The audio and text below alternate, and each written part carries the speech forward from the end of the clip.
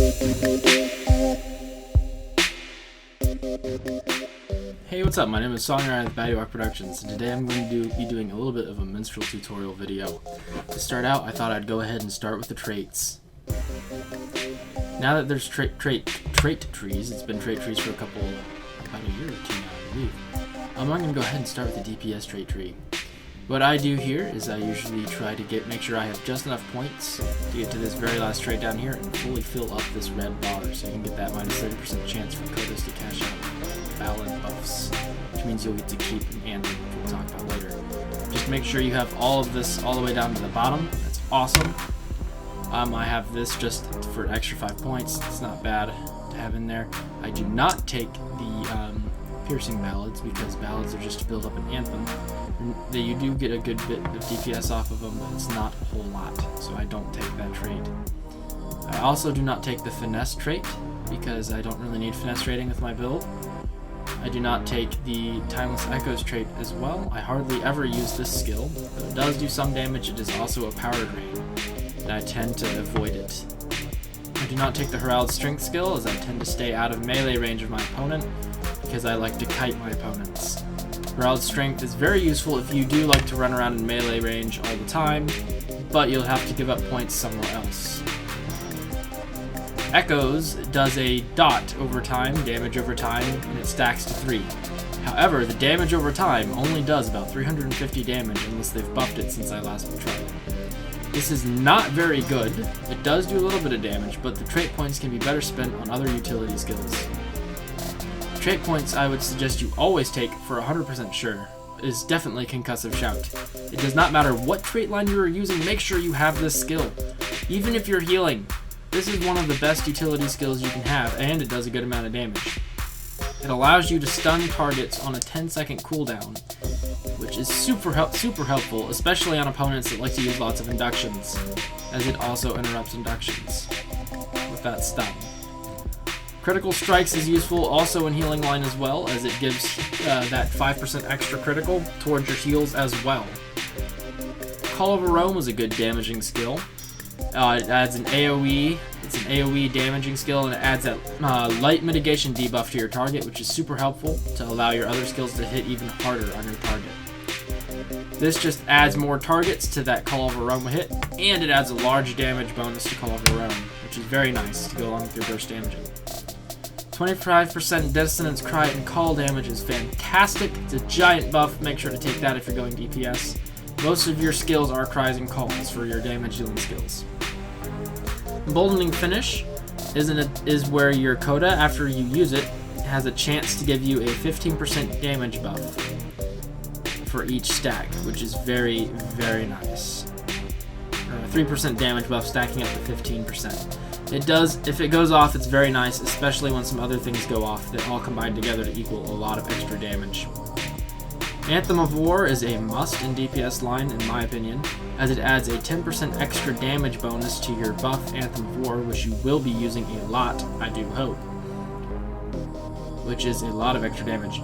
Improved Koda of Fury is very nice, as it has a 30% chance to reset every single one of your call and cry cooldown, which a lot of them have 20 to 30 second cooldowns. So this will be resetting your entire set of cooldowns, which if you've just used all of them, that is super nice. You're going to get a giant DPS increase because of that if it goes off. Cry the Valor is just an AoE attack that removes a corruption from the target. To be honest, the removing of the corruption from the target can be annoying in some PvP instances, as there are some targets that you can't remove corruptions from, and this takes away one of your big damaging hits. It does do AoE, and it's a massive hit on AoE, so it's a very nice skill to have. Cry of the Wizards is going to be one of your go-to AoE attacks. It does have a decently long cooldown. However, it also slows the target's movement by 30%, allowing you to catch up to them or kite them, and also lowers their attack duration, meaning it takes longer for them to hit you. Cry of the Wizards also is a massive AoE damaging hit, doing a crap ton of damage, especially on crits. Now, in the yellow line, I only have one trait, Anthem of Composure. Anthem of Composure gives you a little buff when it's up. That's not the reason I chose this Anthem. The reason I've added it is because when you use the Anthem and then use your Koda on a target, it will give you a power over time heal, which is extremely helpful, especially in the Moors where you're getting power drained all the time. If you don't have this, you're going to be going through power pots like crazy, especially in the wars.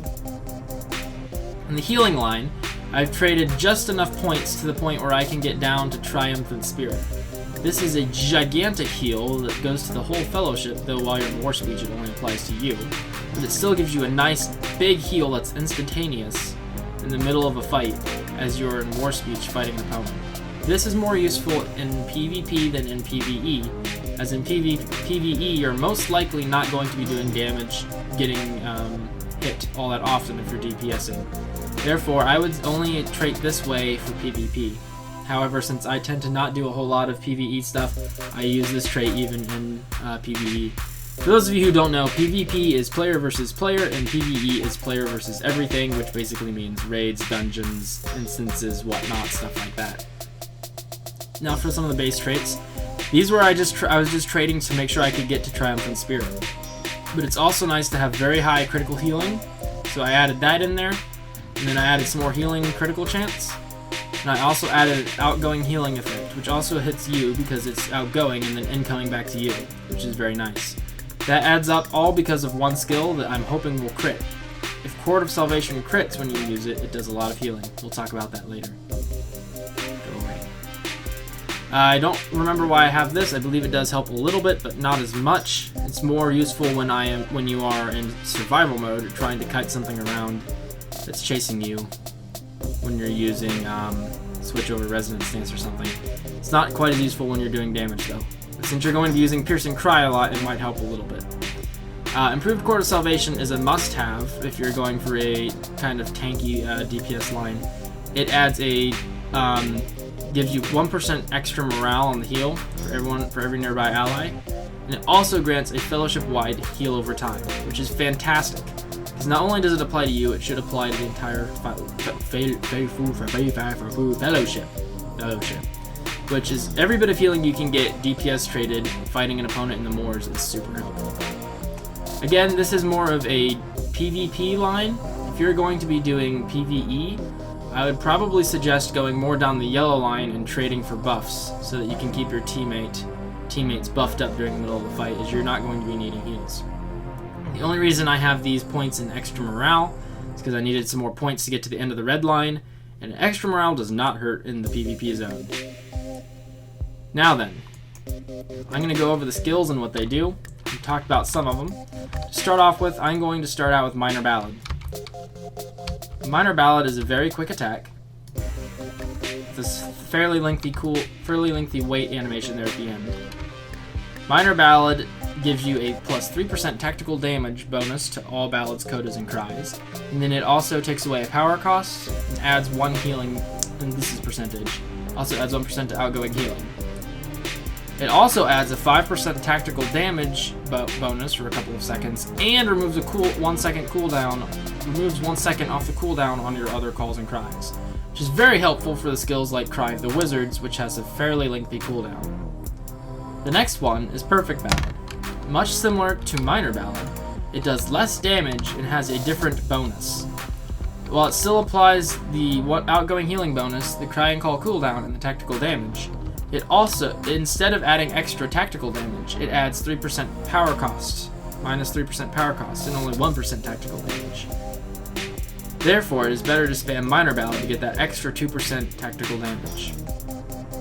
Major Ballad is the same exact thing as the last two, only it does even less damage and has the 3% outgoing healing bonus instead of power.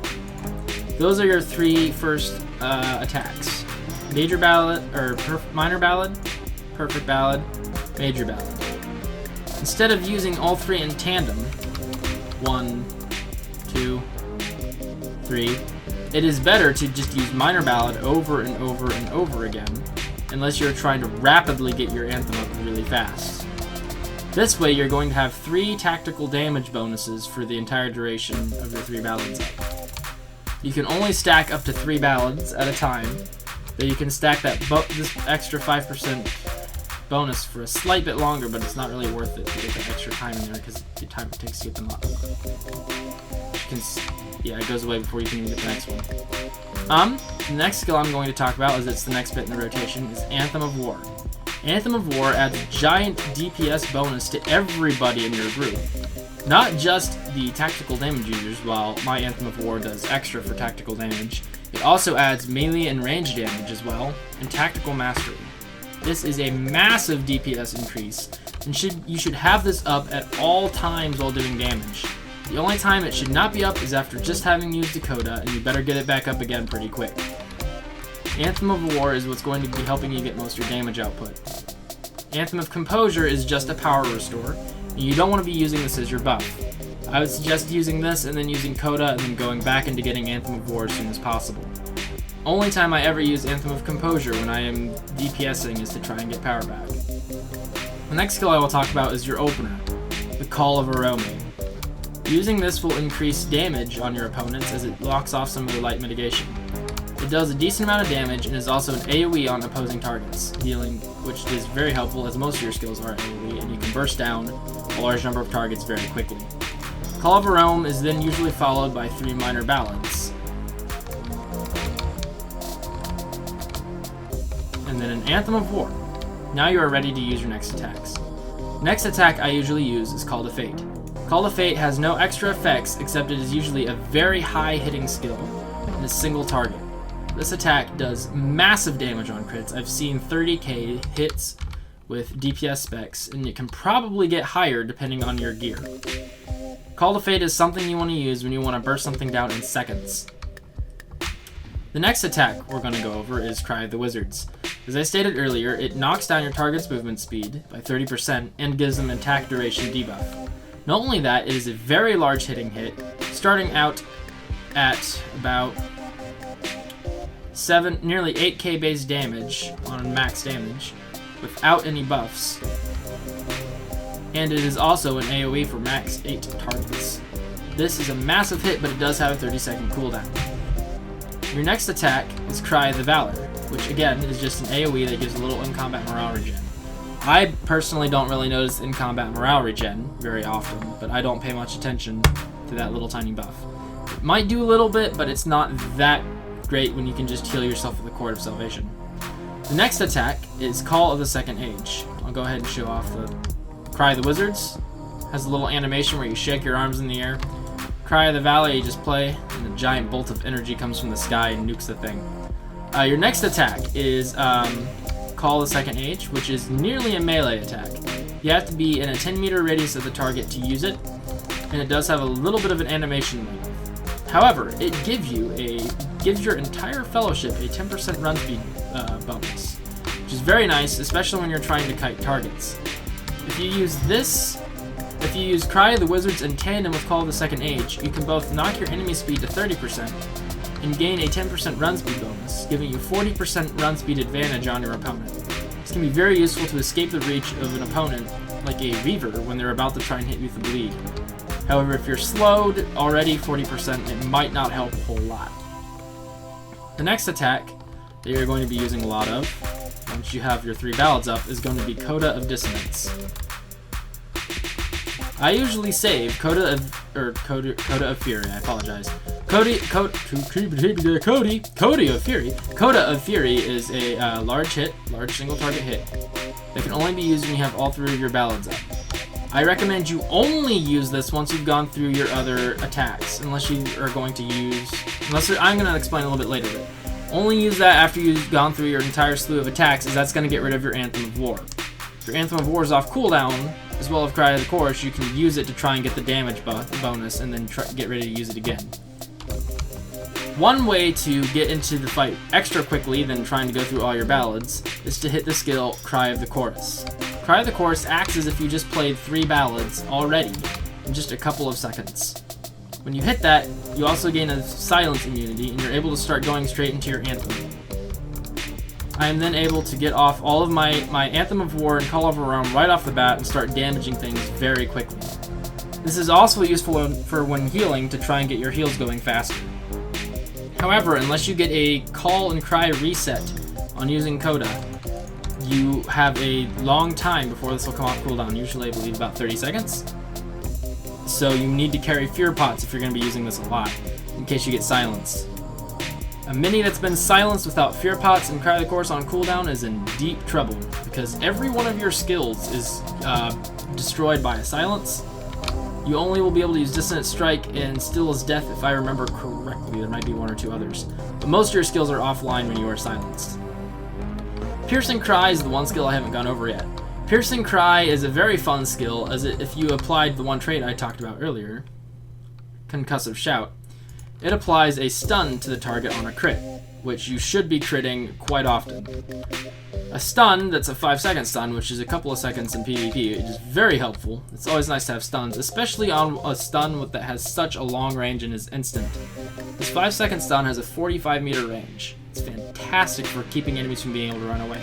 Not only that, you can play with induction users in PvP or in PvE by interrupting them with a stun, and then as soon as their stun is up, using this skill, Invocation of Elbereth. It's not valid on a training dummy. What this does is it fears your target for 15 seconds.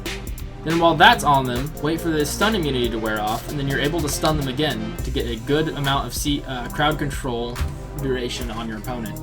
I use this quite often, both healing and DPS, to keep one of the healers out of the action for a short while and to annoy the crap out of them. It's also very useful for trying to kite somebody to get yourself some health back. If a Reaver's about to hit you with a Impale with their bleeds up, use Piercing Cry on them. Most likely you will get the stun, and then you'll be able to back off and heal yourself for a second. And even if they do break the stun, you can then use your Invocation of Elbereth and fear them, and go for the heal. And then while they're waiting for that to wear off, don't hit them and you can heal as much as you'd like until that wears off. By the time that wears off, you should be able to hit them with Piercing Cry again, and allowing you to stun them.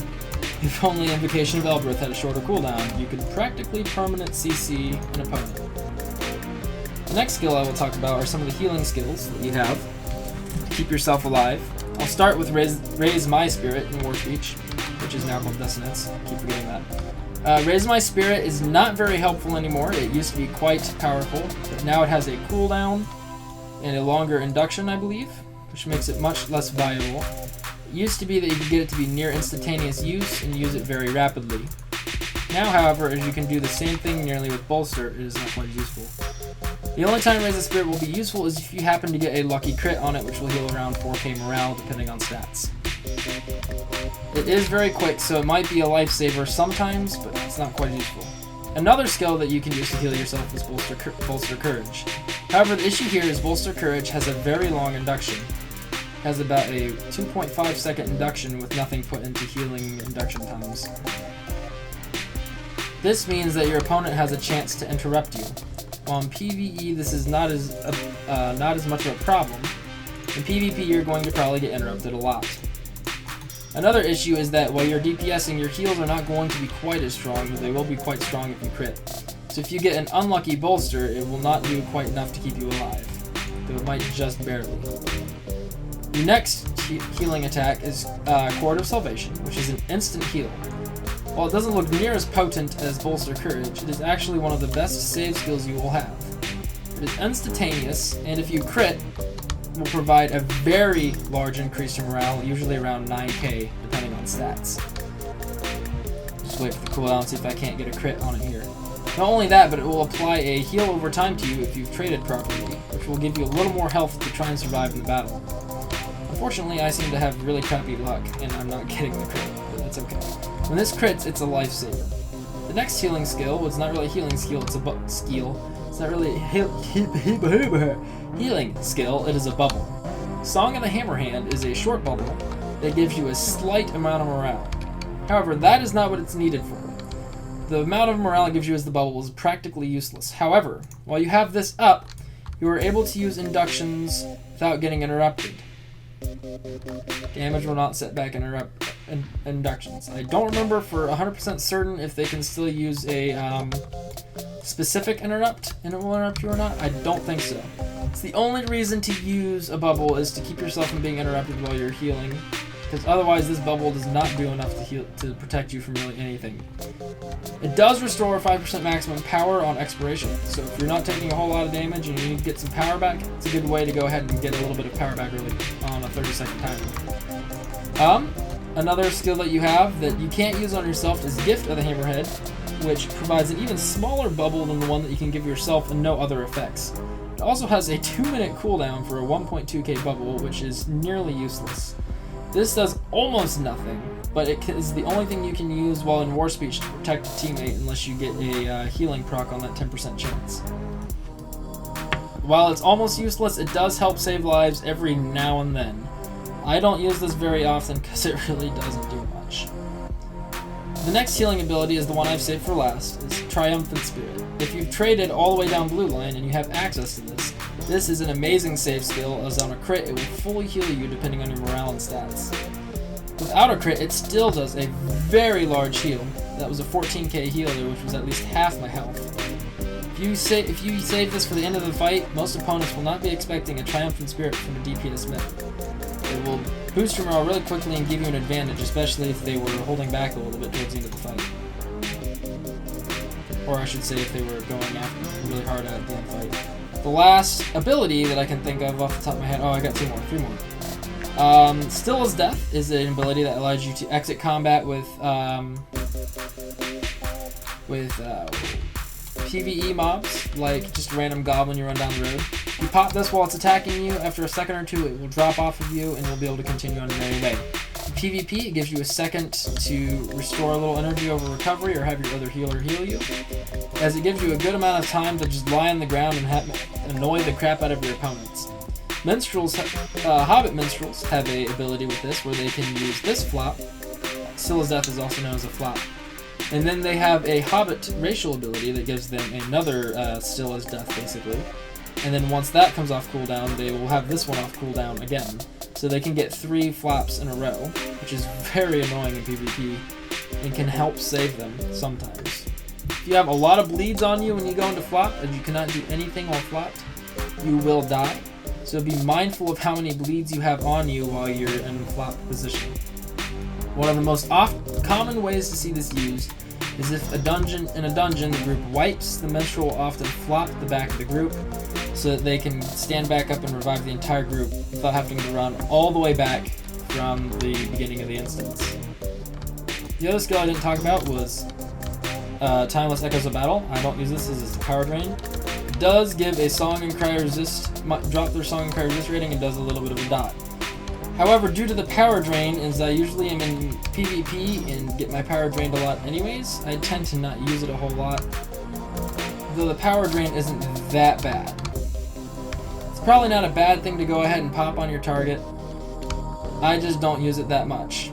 The only reason I would really use it is for that target and Song and Cry resist rating. I tend to focus more on the burst damage attacks.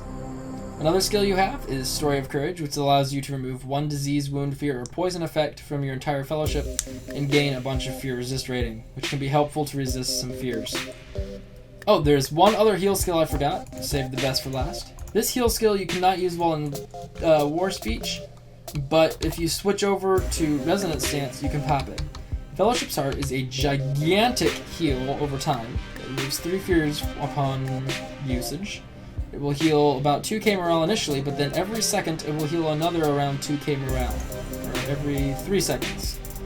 Which means for 30 seconds, time divided by 3, you get 10 ticks of about 2k morale, depending on stats and whatnot. On crits, it'll be around 3 to 4k, depending on stats. Which this can help keep your fellowship alive in a really tough spot, especially if you're still healing while that's ticking. And one skill I didn't even bother to mention is Inspire Fellows, which you can't use in War Speech, and if you're flipping out of War Speech to go to Resonance Stance, it means you need to be healing things. Most likely this is not going to do the trick. Inspire Fellows is a heal that's about on par with Raise the Spirit, just a slight bit more. The only good thing about it is it adds that little tiny buff to your team, which is decent, but it's not good enough to be willing to switch out of your DPS stance to pop that. The only reason you're going to want to switch out of DPS stance is to try and survive when you're getting swarmed by switching into Resonance and then healing yourself, or to pop a Fellowship's Heart before going into battle so that you have a bit of a heal going off in the middle of the fight. Now then, for some tactics. In War Speech, I tend to always kite my opponents. Let me go to the fields real quick and I'll show you what I mean. Start with Cry of the Chorus, Anthem of War, and then Call of Aroma, and then I just go straight through the calls, trying to get as much damage on them before they can reach me as possible. This is especially helpful when ambushing an opposing team in PvP, as they're not going to expect a sudden burst damage from behind. You might be able to kill somebody quick enough depending on their audacity level and your stats. When you are fighting an opponent, you want to kite them in circles. Eventually they'll catch up to you, but if it's a melee target, they're much less likely to be able to hit you than if you were standing still.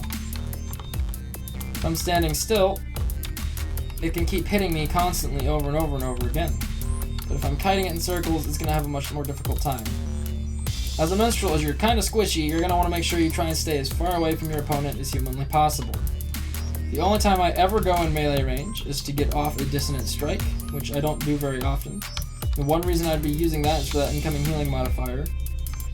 And if I'm needing to use the healing modifier, I'm needing to kite and heal myself anyways, which means I don't want to be in melee range. The only other ability is this Call of the Second Age to get that giant AoE hit off on them. Usually after I use this, I back right back out. And usually if you're in kiting range of something, they're usually still in range to hit if you're kiting them like that. So you still are going to want to keep kiting even when you're using that. As a minstrel, all your damaging skills are not inductions. Every single one of them can be used on the run, so there's no reason to stop kiting ever while you're DPSing, unless you're trying to get, the only time I can think of it is trying to get rid of a dot of some sort on you, or trying to get a bolster courage off for some reason. Other than that, stay on the move. The only time you should not be kiting is in a player versus everything dungeon or something, where you have some melee friends and you're kiting the mob around. If you kite the mob around when you have a bunch of melee teammates, they're going to be a bit annoyed at you, because not only are you kiting the mob, you are also kiting your teammates, which means the dungeon, their DPS is going to go a whole lot slower because they have to chase the mob in circles. Not only is kiting useful against melee opponents, but when you're fighting a human opponent, kiting can be quite useful. Running inside of them and back out the other side can confuse an archer, or if they're trying to use an induction on you, it might screw up the induction as they have to turn around rapidly to try and face you.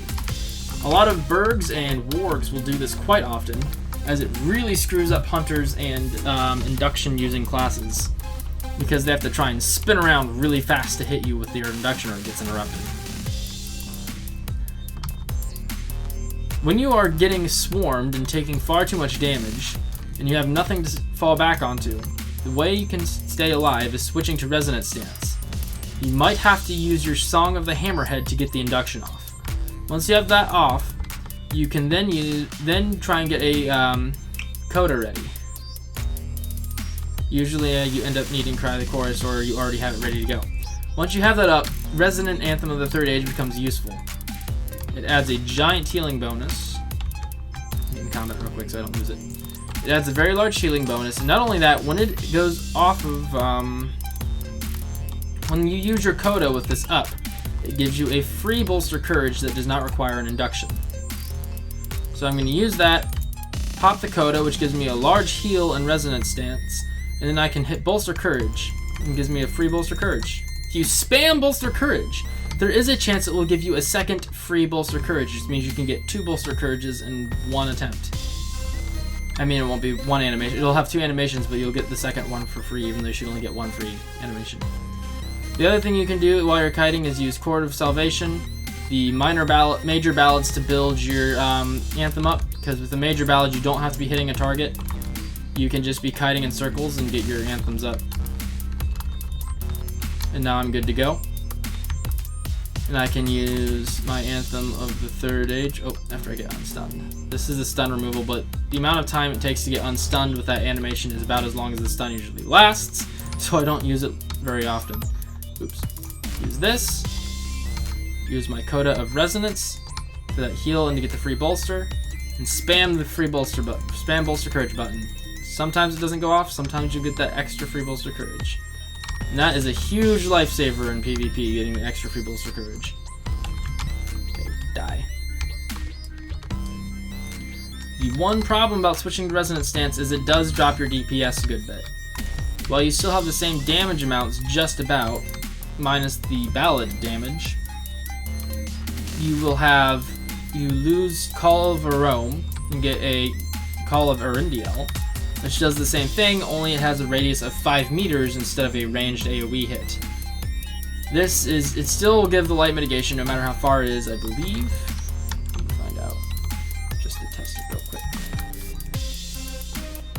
No, it won't. Okay, you have to be right next to your target to use this on them, kind of like Call of the Second Age, which really nerfs your Call of Arome, which means you lose a lot of damage there. See, there it hits. And then you also have no Call of Fate in Resonant Stance, which is one of your biggest damage hits, especially on crits. No Call of Fate, Call of Arome gets taken away, and then your Koda is no longer a damage dealing one, it's a healer one. Not only that, but your Ballads will not do as much damage. In War Speech, I kind of forgot to talk about what this Anthem does. This Anthem, when used, adds 10% to your call damage, which isn't bad, but you're going to want to use Anthem of War anyways, because that's 15% extra tactical damage altogether, which is more than 10%, and it adds it to every skill, not just your calls. The only reason I would use this is that when you use your Koda, after using this Anthem, you get a Koda ready here. Alright, so I have this Koda ready to go. I'm going to use Call of the Second Age. Now I use my Koda, and that comes right off a cooldown again, and I can use it again. So the main reason to use this Anthem is just to get free Call of the Second Ages. However, Anthem of War is much more useful altogether. That is my DPS Minstrel. If you have any questions, feel free to ask. SongRider out.